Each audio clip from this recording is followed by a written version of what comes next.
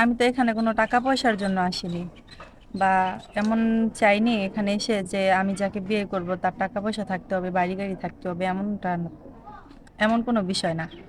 আসলে হচ্ছে যে আমাকে ভালোবাসবে, সারা জীবন আগলে রাখবে, আল্লাহর ভয় যার ভিতরে আছে, 5 ওয়াক্ত নামাজ কালাম পড়বে, এমন একজন মনের মানুষ চাই। আসসালামু আলাইকুম আপু। ওয়ালাইকুম আসসালাম। আপু আপনার নাম কি? লিমা আক্তার। লিমা আক্তার। জি। আপু কোথা থেকে আসছেন আপনি? বিক্রমপুর থেকে। বিক্রমপুর থেকে। আপনার বয়স কত? বয়স 25। 25 বছর। জি। আচ্ছা আপু, আপনি মূলত কেন আসছেন আমাদের প্রতিবেদনে বা ক্যামেরার সামনে? বিয়ের জন্য। বিয়ের জন্য আসছেন? জি। আপু আপনি দেখতে তো মাশাল্লাহ সুন্দরী একটা বোন, আপনি এলাকাতে বিয়ে শাদী হইতো, আপনি কেন প্রতিবেদন আসতে হলো আপনার? এলাকাতে বিয়ে হতো, এলাকাতে বিয়ের জন্য প্রস্তাবও আসে, কিন্তু তারা যৌতুক চায়, যেহেতু আমার আগে একটা বিয়ে হয়েছিল, এই জন্য ওনারা যৌতুক চায়। আগের একটা বিয়ে হয়েছিল এই জন্য যৌতুক চায়। জি। আপু আপনার আগের হাজবেন্ড চলে গেছে না কি হয়েছে? সেও যৌতুকের টাকার জন্য মারধর করতো, নেশা পানি করতো, তাই তাকে ছাড়তে বাধ্য হয়েছি। কি বলেন, যৌতুকের টাকার জন্য মারধর করতো আপনাকে? জি। এতটাও মানুষ আছে, যাই হোক। আপু আপনি আমাদের এখানে আসছেন কীরকম ধরনের মনের মানুষ চান, মানে কীরকম ধরনের মনের মানুষ আপনাকে বিয়ে করলে আপনি খুশি হবেন? একজন ভালো মনের মানুষ, যার ভেতরে আল্লাহর ভয় আছে, নামাজ কালাম পড়বে। অবশ্যই একজন ভালো মনের মানুষ হতে হবে, যে নেশা পানি করবে না। ভালো মনের মানুষ হতে হবে, তার চেহারা বয়স যেমনই হোক, কোনো সমস্যা নেই। কোনো সমস্যা নেই না, আপনার? বাচ্চা কাচ্চা থাকলেও কোনো সমস্যা নেই।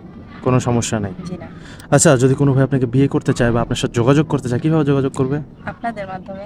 আমাদের মাধ্যমে। জি। সুপ্রিয় দর্শক, এই মুহূর্তে স্ক্রিনে একটি নাম্বার দেখতে পাচ্ছেন, এই নাম্বারটি চ্যানেল কর্তৃপক্ষের।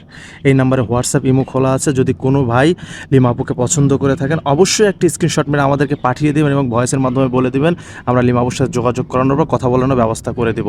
কোনো ভাই বারবার ফোন কল করবেন না লিমা আপুর নাম্বার ভেবে, তাহলে আমরা কিন্তু ব্লক করে দিতে বাধ্য হবো। আবারও বলছি, এই নাম্বারটি চ্যানেল কর্তৃপক্ষের, মানে আমাদের। আচ্ছা আপু, নামাজ কালাম পড়া হয়? জি ভাইয়া।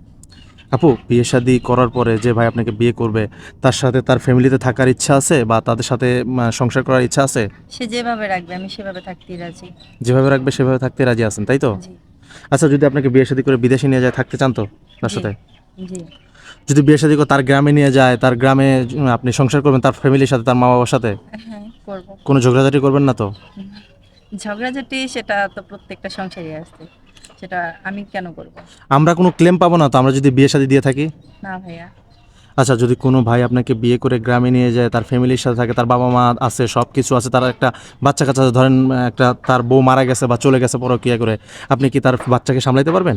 জি, আমি তাতেও রাজি আছি। তাতেও রাজি আছেন? জি। আচ্ছা ঠিক আছে আপু, আপনি ভালো থাকবেন। আমরা আপনাকে আপনার মনের মতো একটা মানুষ যোগাযোগের চেষ্টা করব, ইনশাল্লাহ আপনি পেয়ে যাবেন।